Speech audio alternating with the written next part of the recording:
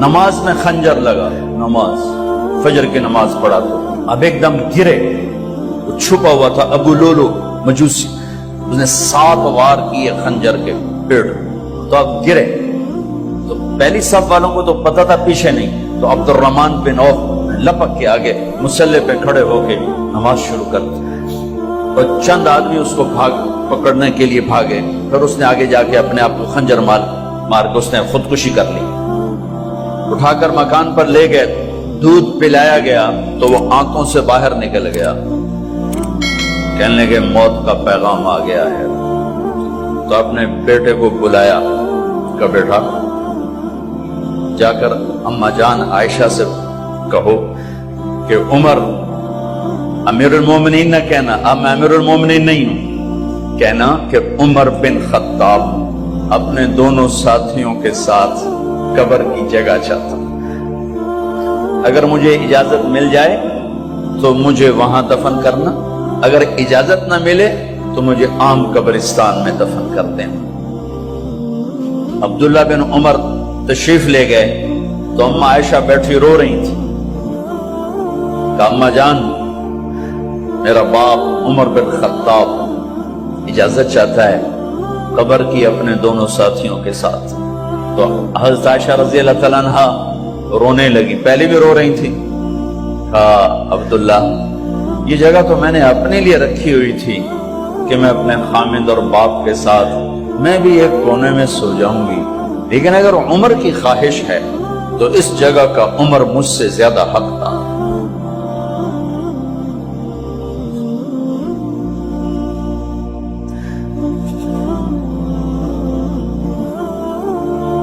بیٹے نے آ کر کہا ابا جان مبارک ہو، اجازت ہو گئی، کہا بیٹا ہو گئی، لیکن جب میری میت اٹھاؤ تو دروازے پر جا کر رکھنا اور ایک دفعہ دوبارہ پوچھنا، ہو سکتا ہے میرے شرم میں اجازت دی ہو اور میرے مرنے کے بعد انکار فرما دیں، تو ایک دفعہ دوبارہ پوچھنا، اس وقت بھی اجازت ملے تو پھر لے جانا ورنہ واپس لے جانا۔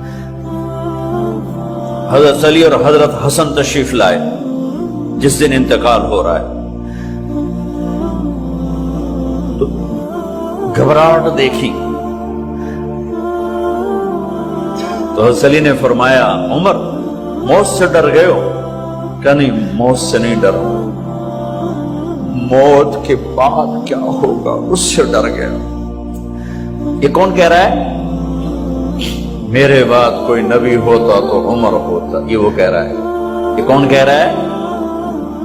آپ نے کہا آج رات میں جنت میں گیا تھا، میں نے ایک بڑا خوبصورت محل دیکھا، سونے چاندی زمرد یاقوت موتیوں کا، میں نے کہا یہ کس کا ہے؟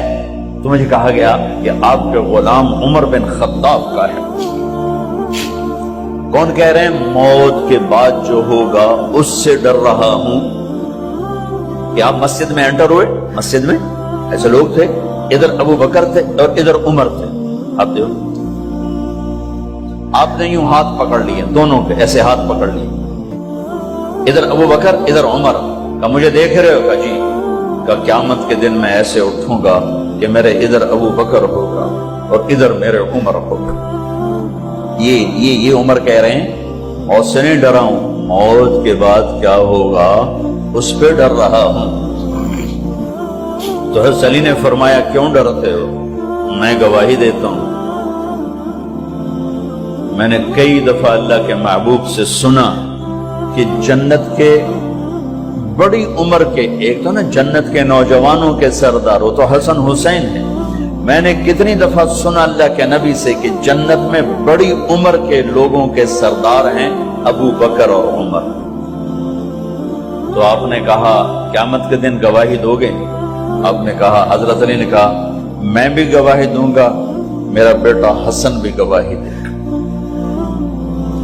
وہ حضرات تشریف لے گئے تو موت کی آہٹ کو محسوس کیا تو بیٹے کی گود میں سر تھا عبداللہ بن عمر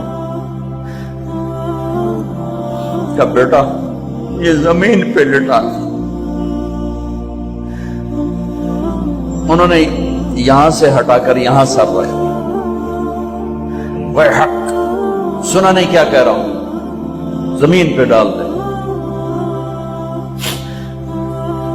ان کا جی نہیں چاہ رہا تھا. کیا کہہ رہا ہوں؟ زمین پہ ڈالو. انہیں آگے کر دے, خود پیچھے ہو, اپنا چہرہ مٹی میں یوں رکھ اور مٹی میں منہ ملنے لگے ایسے, اور کہہ رہا ہے ویل لک یا عمر ان لم یغفر لک عمر ان لم یغفر لک ربک. اے عمر, اگر تیرے رب نے آج تجھے معاف نہ کی تو تو ہلاک ہو. ویل لک ولأمک ویل لک ولأمک یا عمر ان لم یغفر لک ربک. عمر, اگر آج تجھے اللہ نے معاف نہ کی تو تو ہلاک ہو. اتنے بڑے مقام والے 1,24,000 میں ایک آدمی ہے مراد, جسے مانگا گیا ایک آدمی. یا اللہ, عمر دے دے میرے اسلام کی بلندی کے لیے. وہ کہہ رہے ہیں ویل لک یا عمر ان لم یغفر لک رب.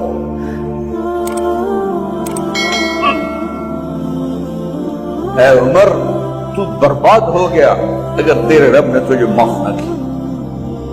یہ کہتے کہتے کہتے کہتے جان نکل گئی.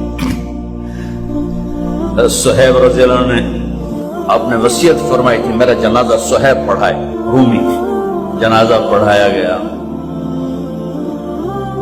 کندھوں پہ اٹھایا گیا, اور آ کر اما جان عائشہ رضی اللہ عنہ کے دروازے پر عبداللہ بن عمر, باقی تو کوئی پتہ نہیں تھا کسی کو, گوے ٹھہر جاؤ, جنازہ یہاں رکھ دو. پھر آگے بڑھے, دستک دی, اما جان میرا باپ عمر بن خطاب دروازے پہ پہنچ چکا ہے, اندر آنے کی اجازت ہے.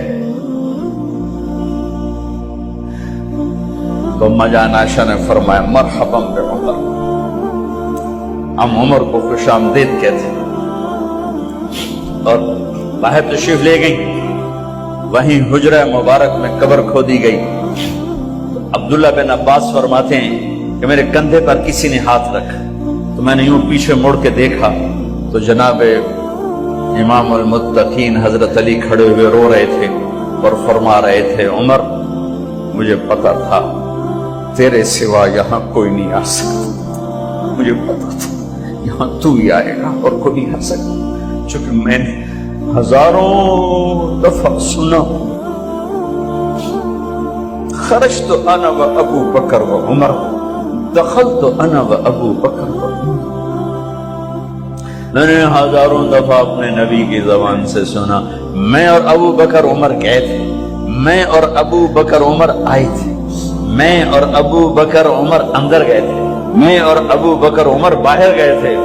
میں نے اپنے نبی کے نام کے ساتھ تجھے اور ابو بکر کو اتنا سنا ہے کہ کسی کو نہیں سنا, لہذا مجھے پتا تھا تو اسی جگہ پہ آئے گا, تیری یہی جگہ ہے. میرے بھائی بہنوں, یہ وہ لوگ ہیں جنہوں نے رضی اللہ عنہ کا ٹائٹل جیتا اور پھر روتے روتے مر گئے. مجھے کیا خبر کیا ہونے والی, اب کو کیا خبر کیا ہونے والی. بے شک میرا رب رحیم ہے, اس کے رحم کے تو فیدی کام بنے گا. کیڑیاں تقریراں تے کیڑے علم, کیڑیاں نمازاں تے کیڑیاں سجدہ, کم تو اس کی رحمت پر بنے گا, پر یہ اعمال اس کی رحمت کو لینے کا راستہ ہے.